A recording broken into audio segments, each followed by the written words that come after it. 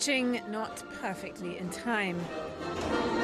But what this ceremony lacks in military precision, it makes up for with propaganda value. These children in central Russia will now get the chance to sit at a new desk.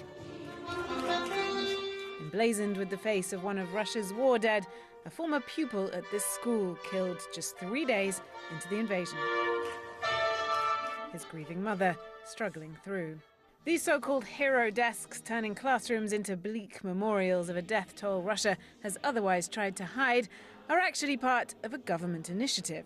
Russia's ruling party says they now number over 14,000, though apparently include veterans of other wars. You see this picture, his name, he was our pupil just several years ago. He tried to save our country. And for young people, very young people, it's hard not to feel painfully. Daniil Kien, head of an openly anti-Kremlin teachers union now living outside Russia, says the atmosphere in schools changed overnight when the war started. Information so tightly controlled, he says multiple teachers have been fired, some even fined for speaking up. A fate that Olga, a teacher in St. Petersburg, we've changed her name and disguised her identity for safety reasons, narrowly avoided. I also tried to convince my colleagues that our country has committed a crime. 1 week later, the director of the school invited me to talk, and she warned me that if I continue, then she will have to appeal to special body of the state. She meant FSB. Ну, первое, что я назову конкретно, это Крымский мост. And then there are the not-so-subtle curriculum changes. This video on the Crimean Bridge, part of a new state-controlled weekly lesson series launched last year called Conversations About Important Things.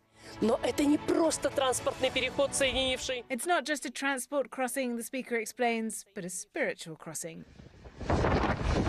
No mention of the huge explosion that caused part of the bridge to collapse a few months earlier.